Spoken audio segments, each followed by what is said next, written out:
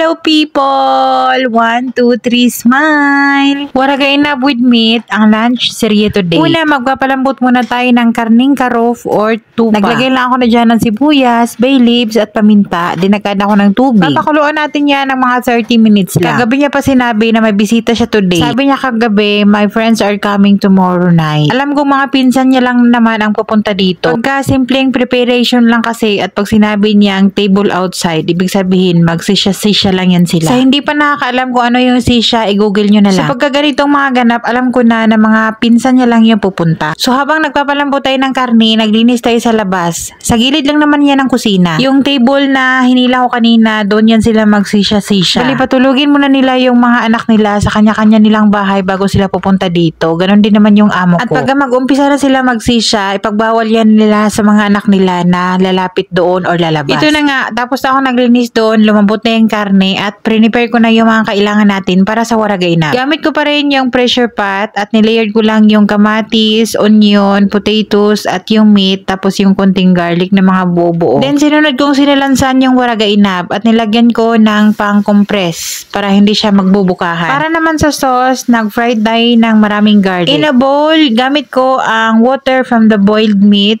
Kung kulang pa, pwedeng mag-add ng water, hot water. And then ilagay ko na yung fried garlic, lemon, at dito salt. Sa bahay, ang waragay na walang tomato paste. Huwag kayong magtaka. Lulutuin natin yan ng 45 minutes ng low heat. Habang nakasalang yung waragay na, magawa tayo ng cinnamon roll. Naglagay ako ng 1 cup warm milk, 2 and 1/4 teaspoon ng yeast, 1 egg, and 1/4 cup ng sugar, 3 and 1/4 cup ng all-purpose flour and 1 teaspoon ng salt. The same pa rin tong dough na to sa mga ginagawa kong bread nung mga nakaraan. Pagka nakabuo na tayo ng dough, pwede natin i-add ang 1/4 cup softened butter. Unsalted yung gamit ko. Pag salted yung gagamitin nyo, i-change nyo na lang or tanggalin nyo yung salt. After ko nilagay yung butter, minix natin yan ng 7 minutes gamit ang electric mixer. Ilagay natin sa bowl, lagyan natin ng konting oil at kakabira natin ng cling wrap at i-rest natin yun ng 1 hour. At time na para i-serve yung lunch ng mga amo. Yung sabaw niyan, serve yan separately in a bowl. Nawasak yung ibang waragay inab dyan, kaya akabado 20 ako. Pag pressure pa talaga ang gamit ko dyan, ewan ko ba bakit nagkakaganyan sa akin. Sa ibang bahay naman hindi. Wala talaga silang broken. Buti pa doon, hindi sila broken. Sabi ko kay amo, gusto kong malaman kung paano yung way nila ng pagluto doon, bakit hindi nasisira yung kanilang waragay inab. Kaso si madam, sabi niya, Adi, it's okay, I love this. Sabi niya, it's perfect for me. The taste is excellent. Sabi ko, but some is broken. Sabi niya naman, it's okay, no problem. So ito na nga yung ating main dish na waragay inab. With meat yan, hindi yan appetizer. Hindi ako sumabay sa kanilang kumain kasi nga nagmamadali ako para matapos ko na tong bread at makaalsa na rin siya ng 1 hour after kong mamold yan kasi nga alam ko nga alis sila mamaya after lunch. Gusto ko kasing dalhin niya yung cinnamon roll na gagawin ko. Kasi yung pinaka-purpose ko kung bakit gumawa ako ng bread na yan kasi yung kalahating dough ay gagawin kong burger buns para sa Baon-Siri bukas. Tapos sinintuan ko talaga yan dahil tinawag ako at sasabay nga daw akong kakain. Yun, hindi naman tayo naka-flex ng pagkain natin. Waragay na pa rin yung kinain ko. Same pa rin sa kanila. So ito yung time na iniwan ko para kumain ako kasabay sila. After ng kain, iniwan ko yung mga kalat ng kusina at inatupag ko muna to para kasi makaalsa. Yung cinnamon filling natin, half cup ng softened butter, 2 tablespoon ng cinnamon powder at 1/4 cup ng sugar. Paghahaluin lang yun. Sana nag-gets nyo yung pinagagawa ko dyan. Grabe yung compress ko dito sa video na to dahil sobrang haba. Yung dough natin, hinati ko yun after na alsa, diba? Hinati ko dahil gagawin ko yung burger buns. So yung kalahati lang yung ginawa nating cinnamon roll kaya maliit lang yung ating lagayan, yung ating baking pan. So after ko yan na molde or nalagyan ng filling, papaalsahin pa natin yan ng 1 hour. Hindi nga yan nakaabot ng 1 hour, 30 minutes lang yan, sinalang ko na dahil feeling ko alis na sila. Pero sinabi ko naman kay amo, hintayin mo saglit yung cinnamon roll, dadalhin mo sa mama house. Ito naman yung kalahati ng dough, hinati ko lang yan ng 4. Bakit nga ba 4? Siguro akin yung isa dyan. Kasi 3 lang sila dito. So, simple lang naman yan. Bibilugin lang natin yan as burger buns. After na bilog-bilog, papaalsahin din natin yan ng 1 hour. Buti na lang narinig ko kay amo kanina na sabi niya sa mga alaga ko, bilisan nyo na dahil aalis tayo maya-maya. Sinusulit niya rin yung oras niya pagkahapon. Pupunta siya doon sa nanay niya kasi nga aalis na naman siya papuntang Spain. Nag-brush pala ako dyan ng egg wash. Pwede din milk lang or evaporated milk. After ng egg wash, naglagay ako ng sesame seeds sa top. Kung ayaw nyo ng sesame seeds, pwede naman wag nang lagyan. Ang ating oven ay naka-preheat ng 160 degrees Celsius at i-bake natin yan ng 18 minutes. After 30 minutes of proofing, pwede na natin yan i-bake. Basta maalsa na siya or nag-double na yung size.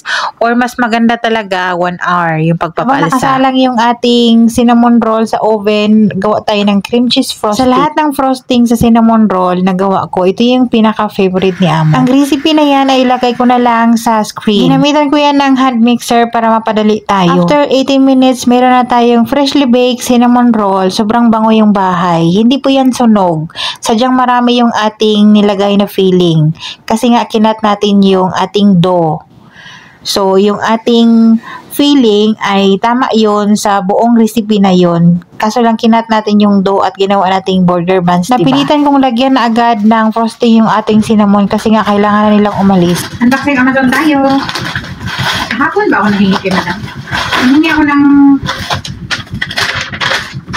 sobrang dali lang ng Amazon. Kahapon ba? Kahapon ng gabi. Ito pala ay termo, hindi to hindi ako nagsabi nito. Dadalhin niya daw to sa Spain. Wala silang termo, hindi sila mabuhay ng walang kape. Kaya, sabi niya, hindi naman to puti. Sabi niya puti daw. It's cream. Pang Arabic coffee. Dadalhin niya daw to sa Spain. Tapos, ito, sabi niya, buksan mo, kasi paalis na siya eh. Buksan mo kasi yun yung sinabi ko daw na kailangan ko. Yung sandwich paper lang naman yun, at saka yung panglinis. Sana nga hindi to fake, yung panglinis mo to. Kasi pricey pa naman siya. Kailangan ko siya ng kailangan ko nito dahil sa mga puwit ng mga kadiro ba. Alam niyo yun, yung nahirapan ako pagkalinisan itong mga dito. Kailangan ko siya ng kailangan ko ng this one easy off. Sana nga hindi siya fake or maganda yung niya. Siya Tapos, meron na tayong sandwich paper. Bakit bukas? Sandwich paper para sa sandwich ng mga bata. Yun lang.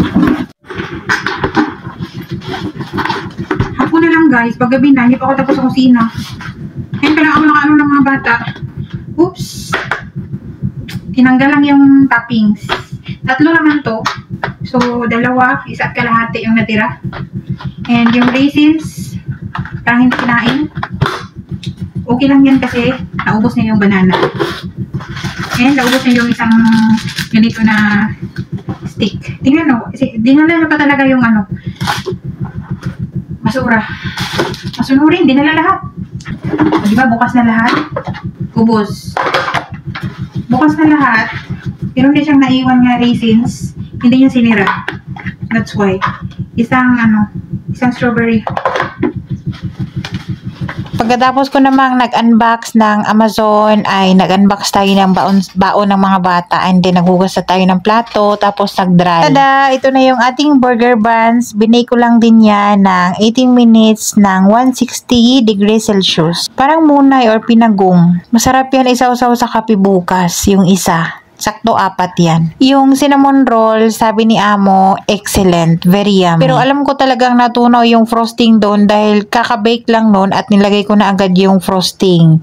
Kasi nga kailangan na nilang umalis talaga at yun na lang yung hinintay. Sa mga oras na yan, alas 5 pasado, mag-alas 6 na. Gusto niya ng dipping ng chips. Kagabi niya pa naman sinabi sa akin na gawa daw ako at ilagay ko daw lang sa lagayan. Siya nang bahala doon. Ilagay ko lang sa fridge. Isi-serve niya yan sa mga bisita niya kasama yung chips. Ito yung laging ginagawa ko pag may bisita din yung dalaga dito. Chips din yung gusto nila tapos with dipping.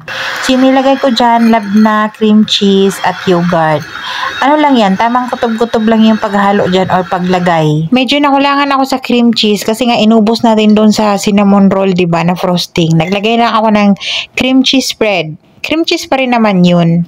So, pareho lang yun ang lasa. O, di ba makuha ka sa paraan? O, itsura ng tagumpay. After nitong ganap, hindi pa nagtatapos dyan. Bababa pa ako after 30 minutes. Pero nakakyat naman ako ng saglit. Bababa ako ng after 30 minutes kasi gagawa ako ng Arabic coffee.